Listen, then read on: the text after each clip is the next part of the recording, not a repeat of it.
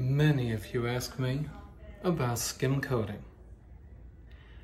I've done many videos on skim coating. And every time I do it, I like to show a little more of the technique. This is a hawk. That's an 8-inch DeWalt taping knife. And that is a 6-inch taping knife. Depending on your strength, you load up the compound on your hawk. And if your arm's hurt, unload it onto the wall and leave it there. And simply draw from it when you need it. Now, I'm not being facetious when I say that if you are in a wheelchair and your arms work, you can do this perfectly. Certainly as well as I could do it. We're going to fill this in. We're going to do a skim coat. Whatever you want to call it. Smooth wall, skim coat, plaster. I drew from my reserve, and I'm going to spread it. I'm not spreading it like this. I'm not spreading it like this. I'm at a 45-degree angle from this wall, as though I just lift it up halfway.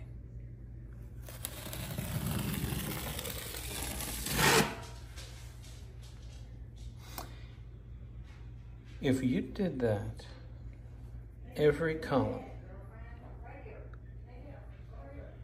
you would be as good as I am as soon as you began. That's it. Now let's flesh out this theory. Didn't you make it smooth? Now, for those of you who keep going over this and do this, and this, and this, and this, why do you do that? You just ruined your skim coat. Put it back on and leave it and let it dry.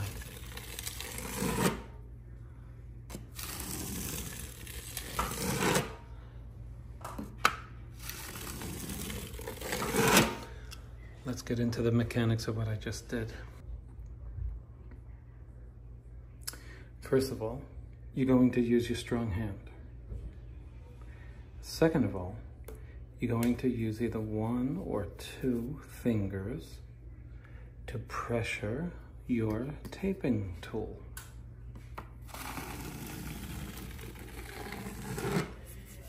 My hands are strong, so I don't want to put too much pressure on. I'm going to only use 1. But if you have a weaker hand and you try to and it takes too much off, as opposed to leaving the right amount on, then you want to use 2 if you're weak, 1 if you're strong. Now, watch what I do. Why did I only load up half of my taping tool? Well, I only want half of it.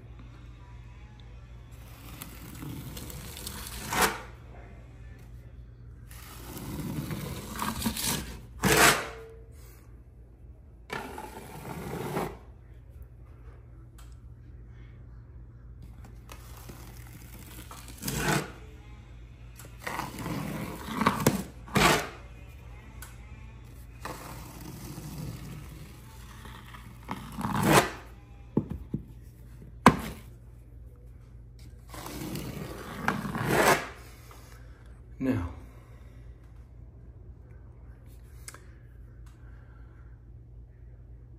this is starting to set. If you want to fill this in, don't drag it from here, go here. That's it. Now, let's go over common mistakes. You want to make it perfect on the first try. That's your biggest mistake.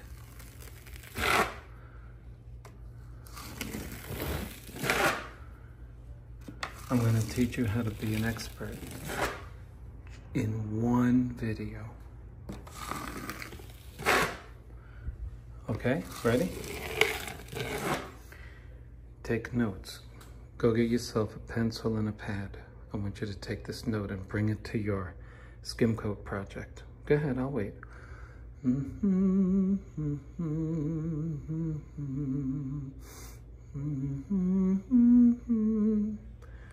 Okay, ready? This is what your first coat should look like.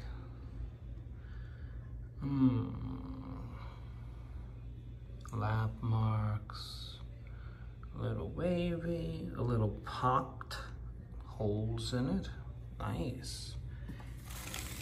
If that's your first layer, you're an expert, you're a pro.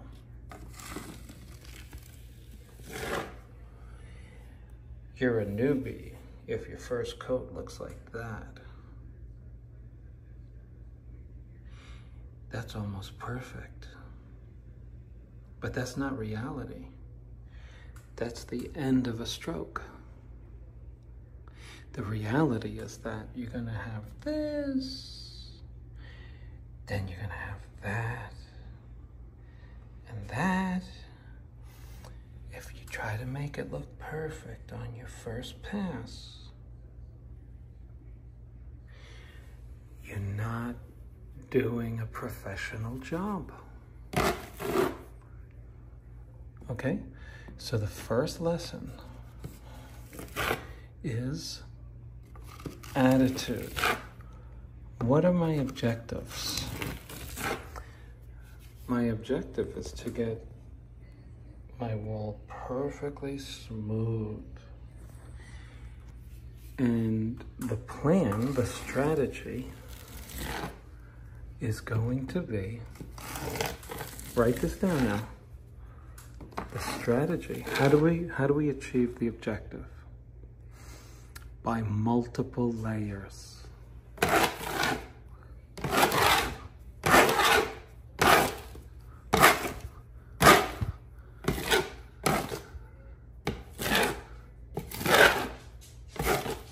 Multiple layers. Why? My brother's cousin's uncle said he did it in one swoop. He's lying to you. He's lying. That's what your first coat's gonna look like. Okay.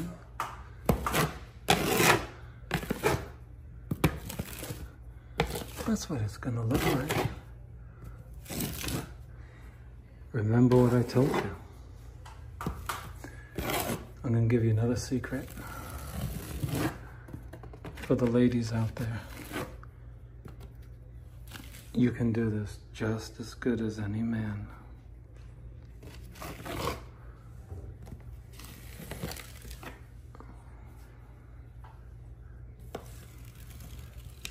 You can.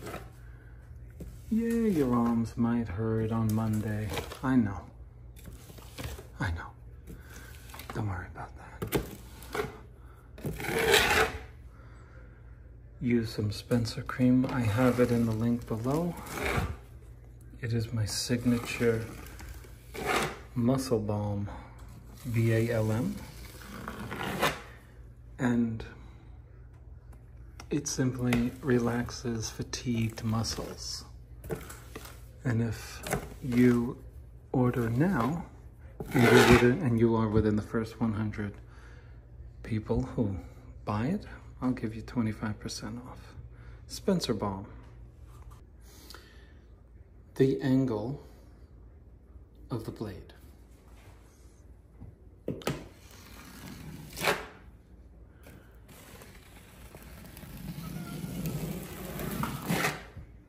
The first coat, your angle is going to be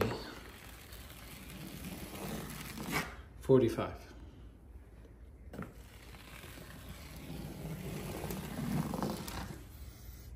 You see it working.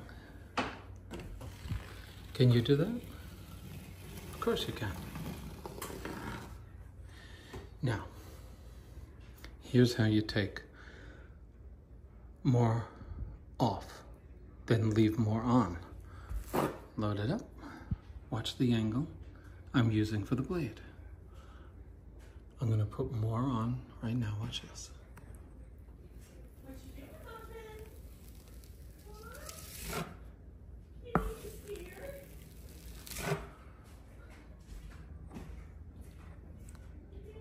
Yuck. Why would we do that? Well, there's a reason. When you're high on a ladder, and I don't mean high on a ladder, I mean high up on a ladder, you may want to get a lot of compound in one little area quickly. And so you would do this. And then you would spread it out with a 45 angle. So to put a lot of compound in one little area, we go with a 5 to 10 degree angle.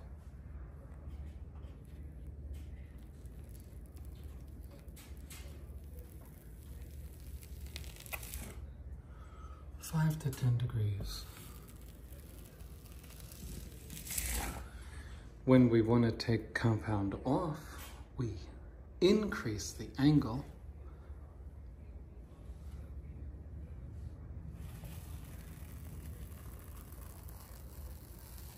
and consequently take compound off. So I want to spread it around. Let's put that into practice. My angle is low. I'm spreading it around. Now, can I tell you something? You already have this skill. Does anybody make peanut butter and jelly sandwiches? My mother had 8 kids. That's all we ate. That's all we ate. The doctor checked my blood when I was 10 years old. He asked my mother, does this kid eat a lot of peanuts? She's like, no.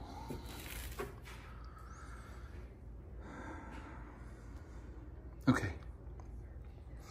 So you see that for those of you who want thick peanut butter sandwiches, I'm doing what you did on your sandwich. That's all I did. I lowered the angle of the blade as you lower the angle of your knife. Go get a peanut butter jar and a piece of bread and a knife and make a thick sandwich. Right now, go do it. Because I'm going to prove to you that you know how to do this. Then I want you to take another separate piece of bread and put only a little peanut butter on it. You already have this skill. Here's what you're going to do for thick peanut butter sandwich.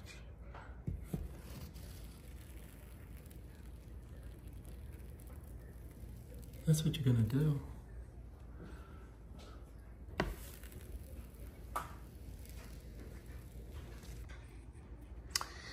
And when you went thin, you raised the knife. What's the matter, honey? What's going on in the living room? And you consequently took more peanut butter off.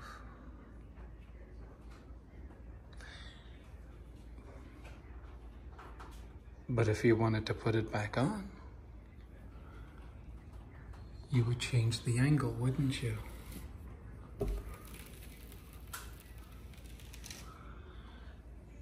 I think I've demonstrated my point.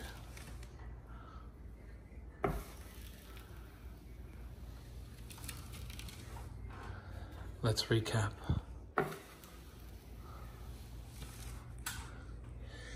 Skim coating is a skill by which filler is applied to bumpy surfaces.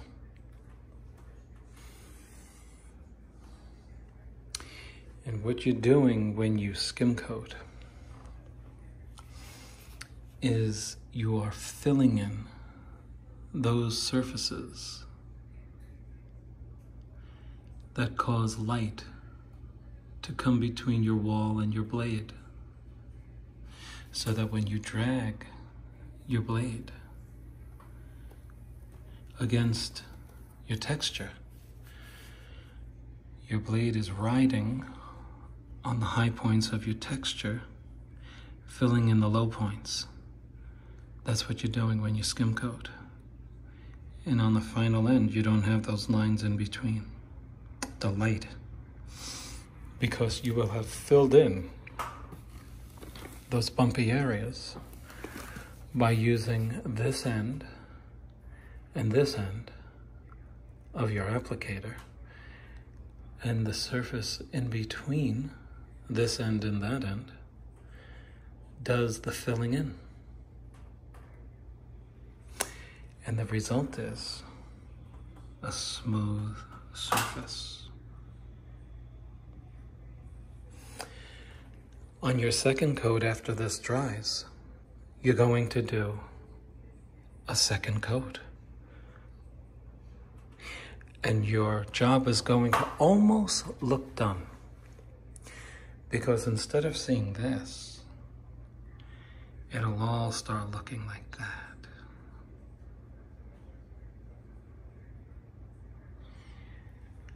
After you have your second coat dry, you will do a third coat. And you will do the same exact thing I taught you. And then everything will look flat. And I would venture to say, not one of you will have to sand very much if you do what I have explained you to do in this video. I'm on the first wall. Let's try the second coat. And then you can duplicate what I do in this frame of the video on your second coat and then on your third coat. Let me show you. I'm holding joint compound, which is a mixture. It's 45-minute mud. The second coat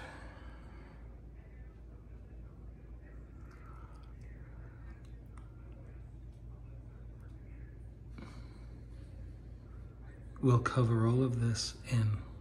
Your second coat is really your last working coat. Okay? Please don't try to get away with doing one coat. Okay. Same rules apply with the angles. You see what that is? That's just bumps showing through. It's not smooth yet. So what we want to do is lower the angle of the blade. That's all skim coating is about. Dragging the mud at a particular angle. That's it. It's not the tool that you're using. It is the angle at which the tool you're using is being held while you're using it. This is my second coat. I'm going to show you what I'm doing up close after I do it.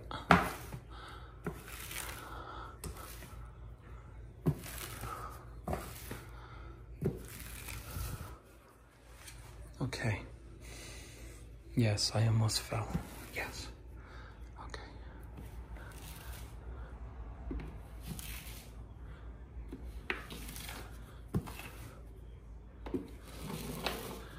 Look at how nicely it's being filled in. So, what's in a second coat? The angle is always lower than 45. On a second coat, the angle is always lower than a 45. On the first coat, you saw a 45-degree angle. But on the second coat, you saw 20-degree angle. That's what you're looking at.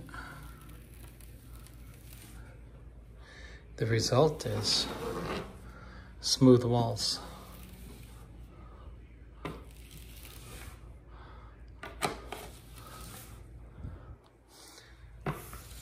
The first coat was 45-degree angle.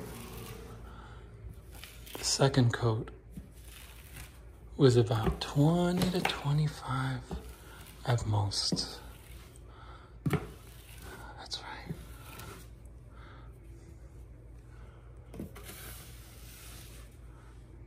Okay. First coat, second coat.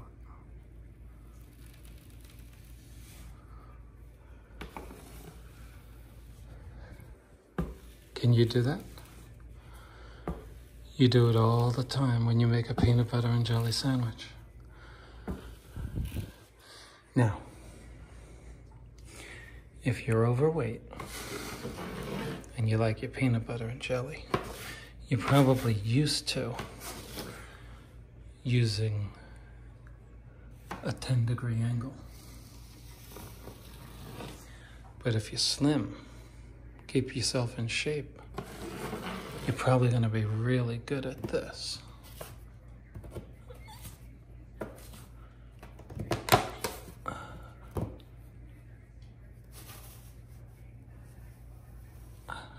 You see what happens? You take too much off. And so, we gotta go with the heavy guy because he puts that back on well. But the slim guy, they take it off well. That's all you need to know with skim coating. If you have any questions about the mechanics of skim coating, let me know. Put the question below.